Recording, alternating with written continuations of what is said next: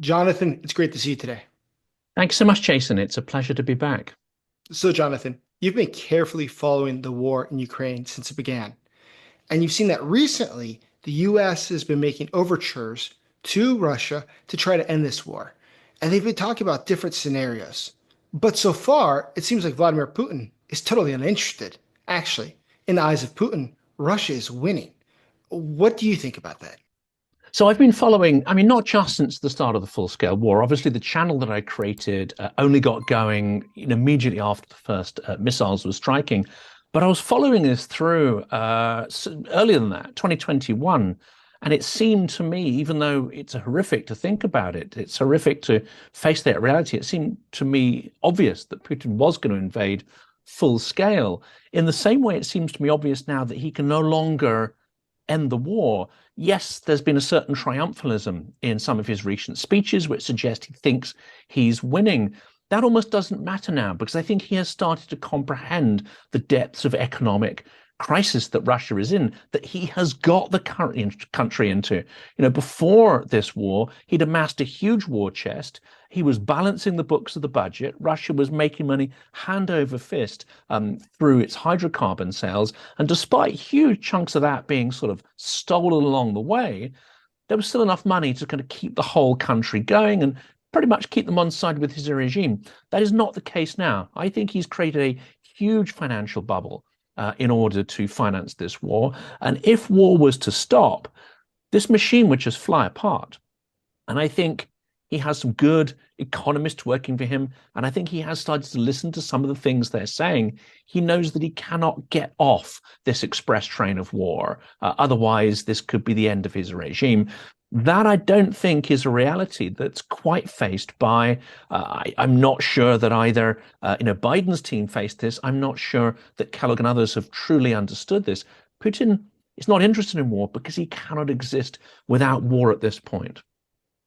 So that's interesting. If Putin can't live without war, what does that mean? You think he's going to ratchet up the attacks on Ukraine, or do you think he's going to be forced to start pulling back? Because ultimately, as you've noticed, the Russian economy simply won't allow him to execute a large scale war for much longer. He has to think about what the consequences are. And I think he is not insane. Within his own frame of reference, there's a certain sanity there. You can argue that he's a monster, yes, that he has bad information, absolutely, that he had a delusional view of how quickly Ukraine would fall. He thought it would fall in a matter of days, if not weeks. That view was actually shared by many analysts in Western intelligence in Washington. They didn't really believe Ukraine would stand. There's only a few that perhaps had direct experience of training and working with Ukrainian armed forces over the last decade that thought, no, this country is not going to just fold. It's not going to capitulate. That wasn't the kind of common view. I think he now understands that Ukraine is quite a tough nut to crack. Ironic, of course, that he'd call his ballistic missile Oreshnik. There's some, mind games going on there. But if we think of him as a classical bully, a classic imperialist bully, well, what's he going to do? Is he going to carry on fighting a foe that's proved to be far tougher than he expected? No, the classic bully is going to find someone whose lunch money he can steal, who's not going to be able to put up a fight, and who doesn't have tough friends. So yes, he might go for the Baltics if he thinks the US is going to withdraw and that Western countries cannot defend that territory. But actually, there are many, many countries that are not protected by NATO Article 5. There are many countries that have human resources, material resources that he could certainly use at this point in time to prop up his regime. Central Asia, Georgia, territories which, Europe and the US are conceivably not going to send anybody or even any assistance to prop up these societies, even though, we don't want to see them fall and we don't want to see Putin absorb them, but we're not going to put up any resistance if he does that. So my fear is that if he needs eternal war, there are plenty of directions in which he could look. That's true. Vladimir Putin does have other options. And we've seen, even without direct warfare, he's definitely tried to influence other areas, as you just said. We saw in Georgia that Russia tried to influence the elections there and was successful. In Moldova, they tried, but they failed. And in the case of Romania, we saw the same thing. So, looking ahead, what do you think that we might expect Putin to do next? What do you think is the best case scenario for him, and where do you think it's actually going to go? This is sort of challenging because, of course, as well as the sort of rationality of the bullying mindset that we talked about, if that was the only thing guiding him, then really at this point he'd want to freeze the contact lines in Ukraine. He want to get the best deal he can, and it seems that actually from recent pronouncements, I know this is a fast-moving story, but from the most recent pronouncements of the U.S. administration, it seems they're taking NATO membership off the table. They're taking off the table the idea that US troops are going to be doing any of the policing of the territory of Ukraine, even in the event of a ceasefire. Now, neither of these things are a huge surprise because let's face it, this is a continuation of Biden's policy. Rather than some revolutionary change, there was no indication that Biden and Sullivan were going to let Ukraine into NATO and extend Article 5 coverage to that territory. So we're seeing here a certain continuation, although the language is a little more, I would say, direct and transparent than perhaps it has been over the last couple of years. So I think Putin is going to carry on pushing to get as much as he can, not because he really needs that territory in the east of Ukraine, but because he can turn it into some propaganda spin for his propaganda machine. And of course, he has this animus towards Ukraine. We have to not just think of him as a rational political actor. He is someone who is driven to inflict trauma on those that resist him, driven to strike psychologically at those who do not submit to his will. So look at this as a form of sort of revenge. This is, and Joseph Lindsay calls Russia the school shooter of nations. I think of this very much as the sort of psychopath who, his girlfriend decides to go and make a new life for herself. Well, what's he going to do? Is he going to let that happen, or is he just going to spite himself and her and, take it out? And we know what the psychology of that kind of relationship is. And I think that's how he will act. But he also has to think rationally in terms of propping up his regime. That means he's going to have to try to secure markets for hydrocarbons and so on. And this is where I think the Trump stance, we don't know what Trump's going to do at this point, but this is where the part that not enough attention is paid to gets really interesting, because the US may not support Ukraine militarily in the way that's required. It may not provide that security umbrella that would be required for permanent peace. But at the same time, it might pull the rug out from under Putin by driving down global crude prices. And it may well encourage or support the European Union, which is starting to make noises about boarding and even seizing Russian grey fleet tankers. So I think actually crashing the Russian economy, killing its grey fleet and hydrocarbon sales is actually the best way to short circuit Putin's ability to project violence and trauma. That's a great observation. So let's think about that. Vladimir Putin has a personality, as you noticed, that's quite Machiavellian, quite dark, and he's a narcissist. So when he's looking at this overall situation, do you think he's cognizant of the fact that things are getting worse for Russia? Or do you think that he's just in a bubble and he only receives the information that his advisors give him, who are, as we very well know, very prone to appease him with warm words rather than cold, harsh facts? How do you see it? I think prior to Prigozhin, he was almost certainly getting poor information. He was getting information from his vertical structure based on what his lackeys wanted to tell him. And of course, you don't want to be the one that brings the Tsar bad news, because he definitely shoots the messenger. I mean, there's no question there. So it's almost a system that encourages that sort of systemic institutional lying. I happen to think that when he put Belousov in charge of the Ministry of Defense, it wasn't so much to transform him, because I think he probably knows that isn't really possible. I think it was to conduct an audit of what have we got, what resources can we squeeze out, and what is the realistic picture of our strengths and weaknesses. I actually suspect that in the last year, he has tried to get a more realistic view on his strengths, weaknesses, and balance that against his perception of the strengths and weaknesses of his adversaries. He almost certainly is having some disquiet at the huge campaign that Ukraine is mounting to hit Russian energy infrastructure. And unlike Biden and Sullivan, there's no kind of queasiness, I think, being experienced by the US administration. There's this idea, go on, fill your boots, knock yourselves out.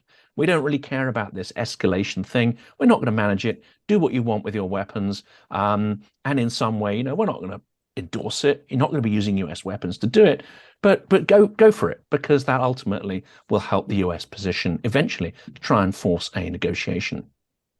So we've seen over the past 3 years that Russia often talks about its red lines and what is simply unacceptable to Russia. Yet at the same time, I think there's a very good argument to be made that the red lines of Russia mean absolutely nothing. Striking the energy infrastructure of Russia being a great example of that. What do you think about the red lines? And do you think that the new US administration appreciates how little value those words have, Russia's red lines, or do they not understand how simply incapable Russia is of being able to respond to the US crossing its red lines? First of all, we don't really know what the red lines are, because the publicly stated ones that Karaganov and others come out with, they're only there to coerce and intimidate Russia's adversaries, particularly the US. And they absolutely knew that this kind of threat worked. It had an influence in checking the actions of Biden and Sullivan. It instilled caution into the Biden administration. How do they know this? Well, they could see it. They could see it happening. They could see it in the public statements and the words, and indeed the actions around certain classes of munitions. They also knew that there are many advisors who'd been part of that, how would you call it, Valdai propaganda brainwashing club.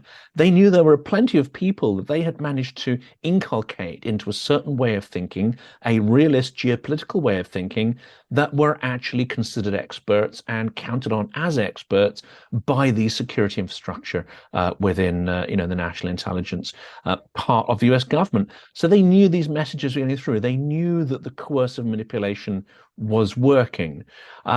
Equally, I think they will know that they have different connections with the current administration. That's not to say there aren't connections, there are, but I think they're using different techniques at this point. And those kind of red line threats really are not the most,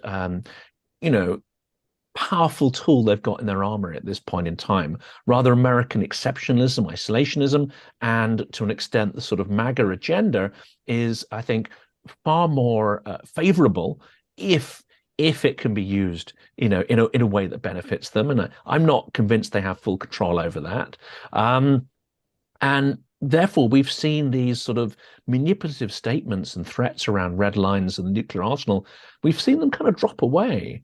There's been far less mention of those and use of that as a tactic over the last couple of months than prior to that, and especially in the run up to the presidential election. So let's look at the other side of the equation, Ukraine. You yourself were recently in Ukraine. So what were your impressions? What did you see? Do you think that the Ukrainians still have the desire to fight, or do you think that they're ready to make a deal? And what were you doing exactly in Ukraine? What was I doing? That's a good question. I mean, first of all, we brought some donated trucks over. I think it's very important, not just to rely on governments, but for these individual and private initiatives to help bring Ukraine what it needs. So that was the first thing. But I also wanted to, create some events, because running the channel, you need content. You need content to have an impact, and you want that content to be as powerful as it can.